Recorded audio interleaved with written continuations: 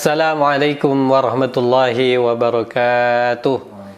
Alhamdulillahi rabbil alamin. Assalatu wassalamu ala asyrafil anbiya'i wal mursalin wa ala alihi wa ashabihi ajma'in. Amma ba'du. Pertama-tama marilah kita panjatkan puji syukur kehadirat Allah Subhanahu wa taala sehingga pada kesempatan kali ini kita dapat bertemu kembali untuk melanjutkan kajian kita terhadap kitab Bidayatul Hidayah pada saat ini.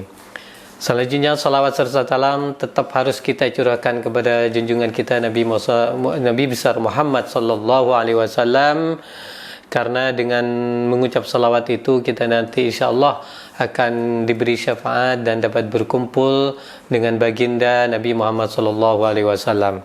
Hadirin sekalian, pada saat ini saya akan membacakan muqaddimah dari kitab Bidayatul Hidayah ini, di mana di muqaddimah ini beliau sangat mewanti-wanti kita untuk meluruskan niat kita dalam mencari ilmu, jangan sampai tercampur dengan niat yang lain sehingga itu menjadikan niat kita dalam mencari ilmu ini jadi ternoda oleh niat-niat yang lain.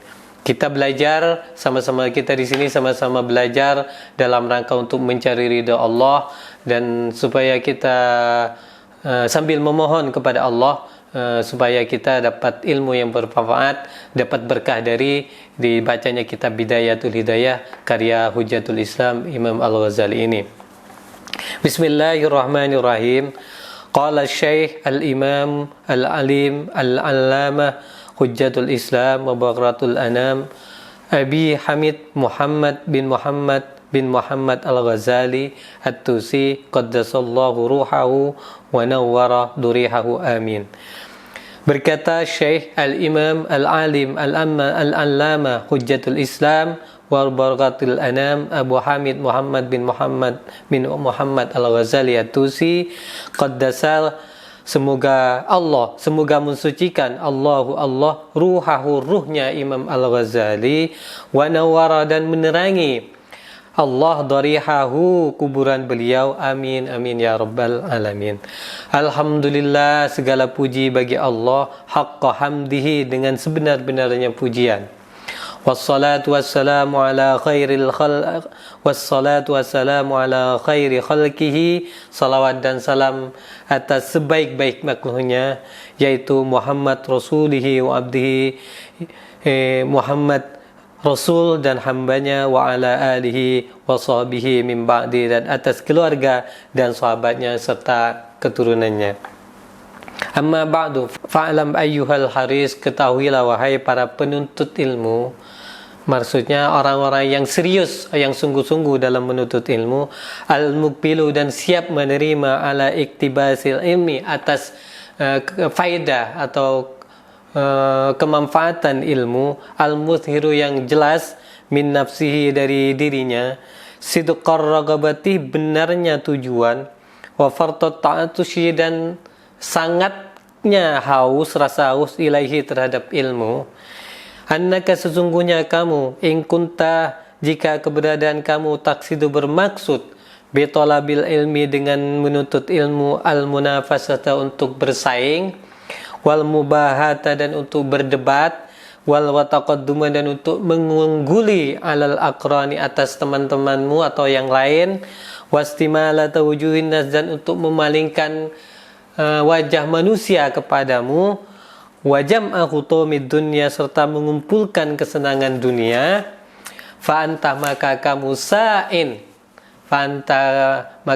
sain, menjadi pendorong, fi hadmini dika, di dalam kebinasaan agamamu, wa ihlaki, fi hadmini dika, di dalam kehancuran agamamu, wa ihlaki nafsika, dan kehancuran dirimu, wa bai'i akhiratika, dan menjual akhiratmu, bidunyaka, dengan duniamu, fasofaqtuka, dan akadmu, khasiratun, menjadi rugi, wa tijaratuka, dan perniagaanmu, bairatun, menjadi bangkrut.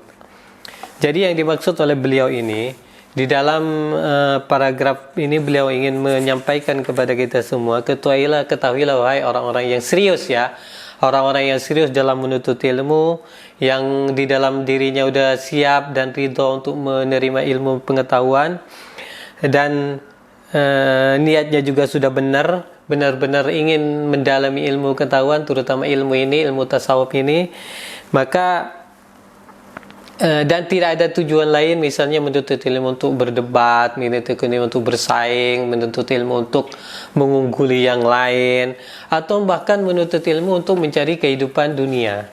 Jangan sampai kemudian dalam rangka kita menuntut ilmu pengetahuan ini, terutama ilmu akhlak ini, jangan sampai kemudian kita menjual, menukar akhirat kita dengan dunia kita. Artinya bahwa kita jangan melenceng dari tujuan-tujuan kita yang sudah benar tadi, sehingga kemudian apa yang kita upayakan, apa yang kita usahakan itu tidak rugi dan bangkrut. Dan terlebih lagi, kata beliau, wa muallimuka mu'inun, dan orang yang mengajarimu, mu'inun, menolong laka ala isyatika, atas kemaksiatanmu, wa syarikun, dan ikut berperan serta laka bagimu fi khusra nikah.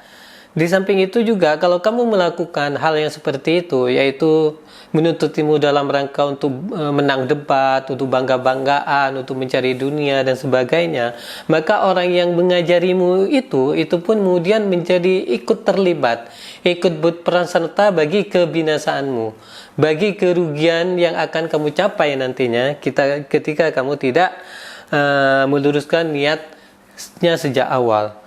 Oleh karena itu, beliau, orang yang mengajarimu itu jadi ikut berperan serta dalam rangka kerugianmu. Itu diibaratkan oleh beliau, Imam Al-Ghazali, seperti orang yang menjual pedang atau senjata kepada para perampok jalanan.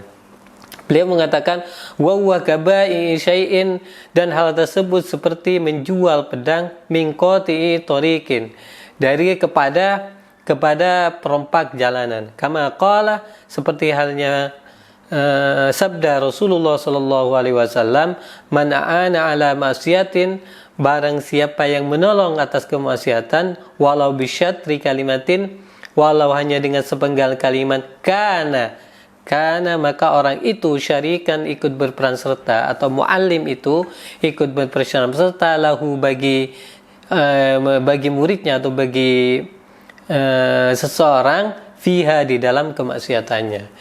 Jadi orang-orang yang mengajarimu pun, ketika kamu tidak punya niat yang lurus, itu kemudian ikut menanggung akibatnya, seperti halnya seperti yang digambarkan oleh Rasulullah, yaitu barang siapa yang ikut berpartisipasi dalam kemaksiatan, maka dia menjadi bagian dari, walau hanya dengan satu kalimat, maka dia menjadi bagian dari orang tersebut. Dan jangan sampai kemudian karena niat kita yang salah, karena tujuan kita yang tidak benar, kemudian menjadikan guru kita atau orang-orang tua kita ikut terlibat dalam kerugian yang kita lakukan. Sebaliknya, kata beliau, wa in kanat niyyatuka wa qasduka bainaka wa bainallahi ta'ala, bainaka wa bainallahi ta'ala min talabil ilmi al-hidayah, wa in kanat, dan jika keberadaan niyatuka wa qasduka, dan tujuanmu, bainaka, antaramu, bainallah, dan antara Allah Ta'ala, min talabil ilmi, dari mencari ilmu, al-hidayah, yaitu mencari hidayah, duna mujarratir riwayah, bukan karena semata-mata ingin mengetahui riwayat ini dan riwayat itu, atau cuma sekedar ingin tahu teorinya saja, fa'bashir, kata beliau, maka berilah kabar gembira, fa innal malaikata, sesungguhnya malaikat tabsutu, akan membentangkan, laka, bagimu, ajnihataha, sayap-sayapnya, idza masyaita, ketika kamu berjalan, wahitan al bahri, dan hewan-hewan yang ada di lautan, tastaghfiru, akan memohonkan ampun, laka, kepadamu, idza sa'ata, ketika kamu baru sah. Jadi menurut beliau, kalau justru sebaliknya, kalau niat kita itu bagus, tujuannya bagus, hanya semata-mata untuk mencari hidayah Allah Subhanahu wa Ta'ala, maka kita dalam mencari ilmu itu akan dilindungi oleh sayap-sayap malaikat, dan akan dimintakan ampun oleh hewan-hewan yang ada di lautan ketika kita berjalan dan berusaha dalam menuntut ilmu. Walakin yang bagi akan tetapi sebaiknya laka bagimu an ta'lama mengetahui qabla kulli syai'in sebelum mengetahui segala sesuatu annal hidayata sesungguhnya hidayah allati yang hiya yaitu hidayah itu samratul ilmi buah dari ilmu. Jadi hidayah itu merupakan dari ilmu yang kita peroleh itu nantinya. Jadi kalau kita serius, niat kita bagus, tujuan kita benar, maka kita akan meroleh apa yang disebut oleh beliau sebagai samratul ilmi. Apa itu samratul ilmi? Yaitu al-hidayah. Nantinya akan kita mendapat hidayah itu. Laha samratul ilmi bidayatun wa nihayatun. Jadi ilmu itu samratul ilmi, hidayah itu memiliki permulaan, wa nihayatan dan akhiran, wa zahirun dan memiliki aspek lahir, wa batinun dan juga aspek batin.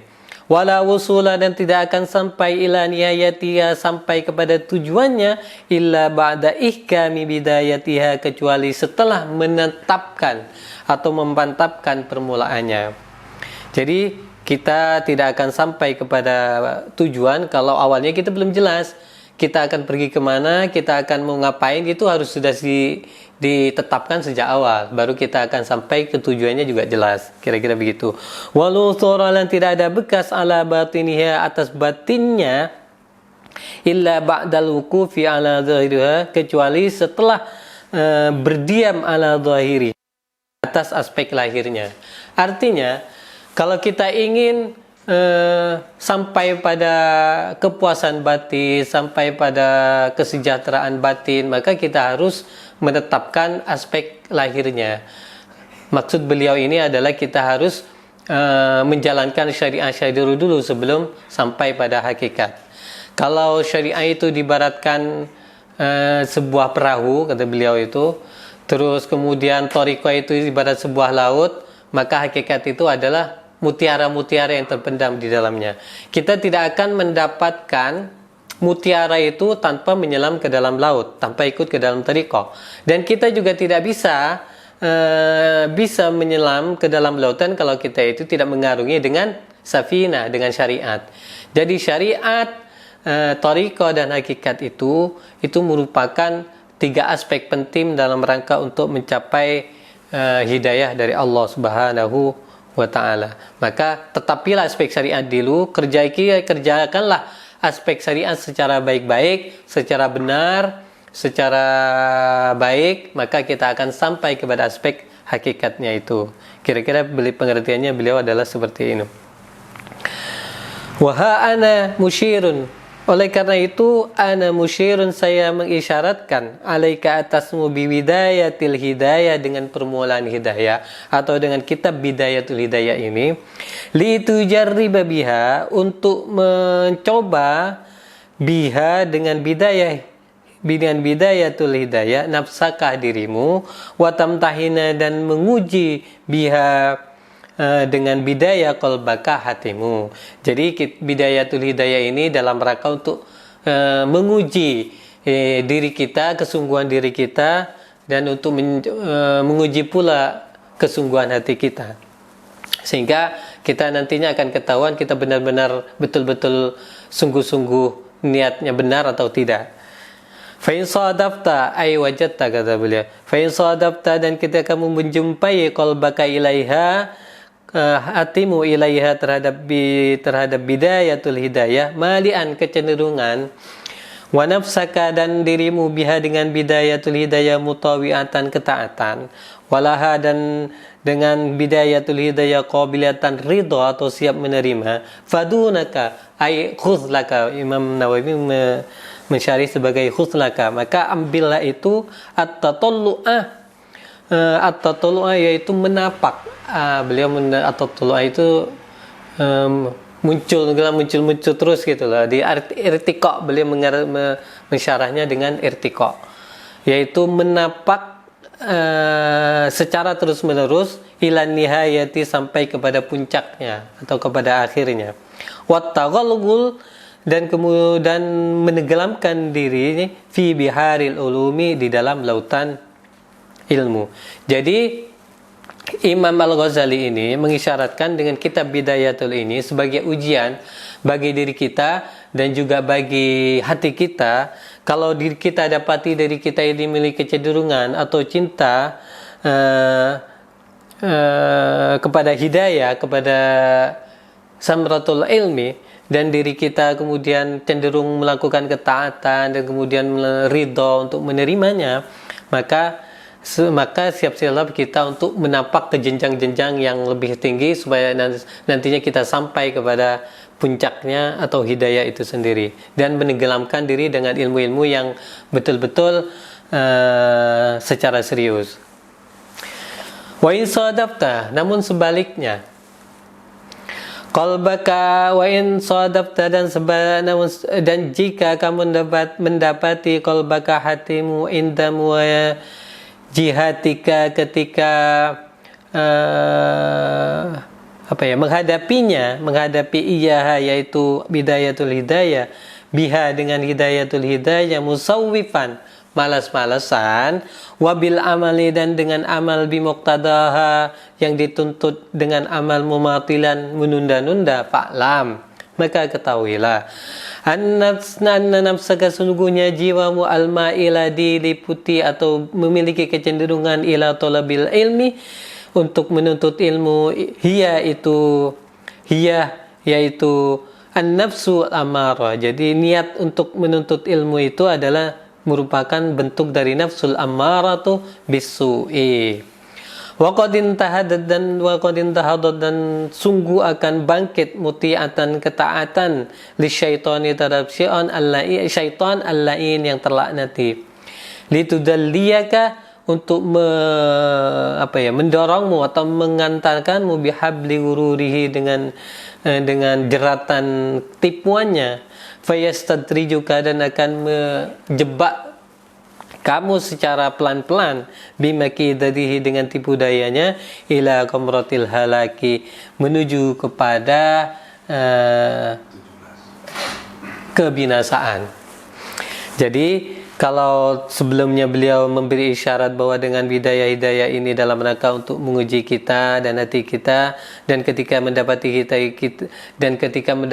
diri kita atau hati kita itu memiliki kecenderungan untuk taat kepada Allah, dan sebaliknya, kalau justru dengan sesudah belajar bidayatul hidayah ini kemudian hati kita justru malah malas-malasan, kemudian menunda-nunda amal yang dituntut kepada kita, maka sungguhlah bahwa niatan kita itu dalam rangka untuk menuntut ilmu itu didorong oleh nafsu amarah, nafsu yang mengajak kepada keburukan. Dan nantinya dikhawatirkan ketika nafsu amarah ini mendominasi diri kita dan diri kita, maka kita bukannya taat kepada Allah, tapi malah taat kepada setan, di mana kemudian setan itu akan mengantarkan kita kepada tipu dayanya, kepada jeratan-jeratan penipuannya, yang akhirnya akan membinasakan kita. Jadi memang harus hati-hati. Jadi penting sekali untuk kita mengkaji bidayatul hidayah ini dalam rangka untuk memurniakan niat kita dan tujuan kita. Wa qasduhu, dan tujuan syaitan itu ayyurawwija alaika syarrah, ayyurawwija, yaitu untuk menghantarkanmu alaika asyarrah, keburukan, fi ma'aradil khairi, di dalam di dalam tempat-tempat kebaikan. Maksudnya adalah tujuan syaitan itu adalah untuk menghantarkanmu kepada kejelekan, tapi dalam wujud-wujud yang baik gitu loh, dengan cara yang baik. Sebenarnya itu tidak baik, tapi dalam pandangan kita itu seolah-olah itu dipandang baik gitu. Hatta yulhaikuka bil aksarina, sampai kemudian kamu termasuk bil aksarina, orang-orang yang menugi apanya, amalnya.